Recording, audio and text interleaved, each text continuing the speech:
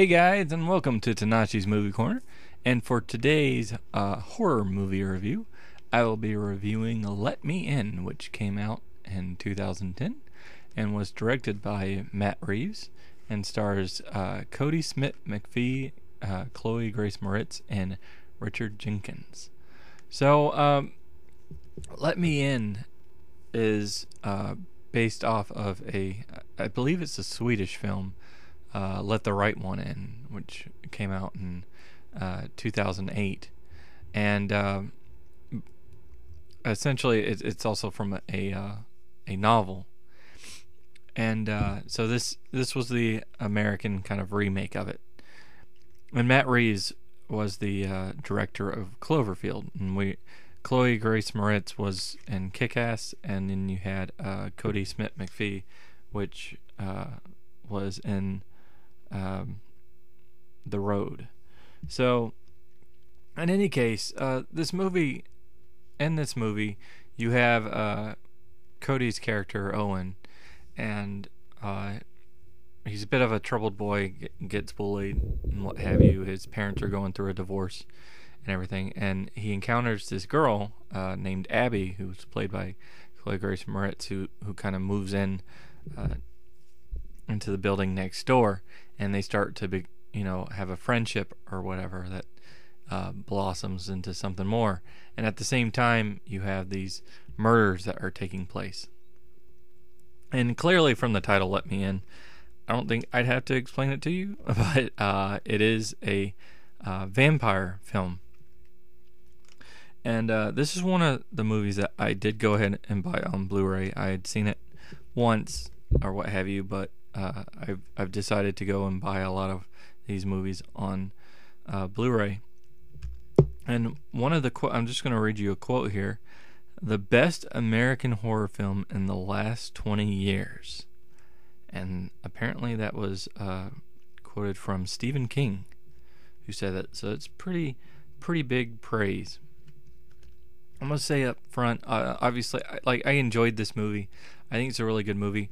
I think the acting all around is really fantastic. Great job on there. Visually, it looks nice. Again, the Blu-ray quality, very nice transfer to the Blu-ray. And there's a few scenes in here that are really gripping, particularly a scene with a car accident that occurs. That was really cool, really well shot, and really memorable for me. So, the acting's great. Like I said, visually, it's also good. The story is slow. It's actually pretty slow at times. It's a very slow kind of build up. It doesn't really get to a point where it presents a lot of action. There's action pieces here or there throughout the movie, but it is a much slower film. But I actually enjoyed it, and I was really interested in it the whole way through. So, but it's not for everyone because of that. The actual horror scenes in there weren't really scary, per se, or at least I didn't find them particularly scary at all.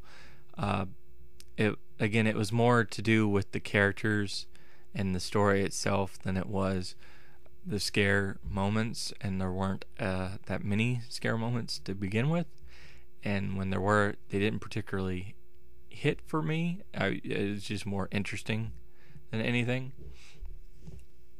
But that being said, I do agree that I don't necessarily agree with Stephen King that's the best American horror film. Given that it came out in 2010, I'd have to really compare all the films from then. But I think it's a really solid film. I think it's a really good job. It was the second film that I believe Chloe had done after Kick-Ass, and it just kind of shows you her range. I haven't seen Let the Right One In, so I don't really know how it compares necessarily to this one, but I think this one worked really well. The only real problems I had with it was apparently there's more horror scenes in this one than there is in the original. but I could have used actually just a little more, just a little more, help it out. Also, the character of Owen, while I sympathize with his character, and I get where his character's coming from, there's a couple points at the beginning where he starts acting more or less like a serial killer, and it doesn't really explain why. It seems very out of character, doesn't really fit, and doesn't really go through the rest of the film. So I don't understand what the point was in having that.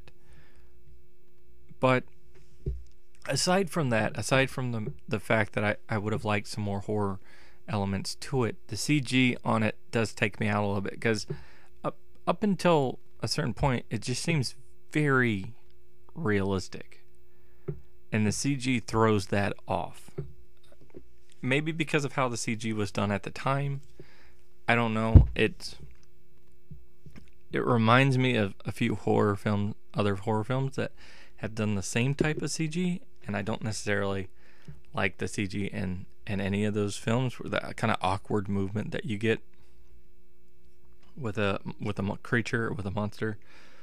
But overall, though, I did really enjoy this film. I'm gonna go ahead and rate it. I'm gonna give it an 8 out of 10. I think it was really good, and I'm really glad that I got it. I think I got it for like $10, and it was really worth it.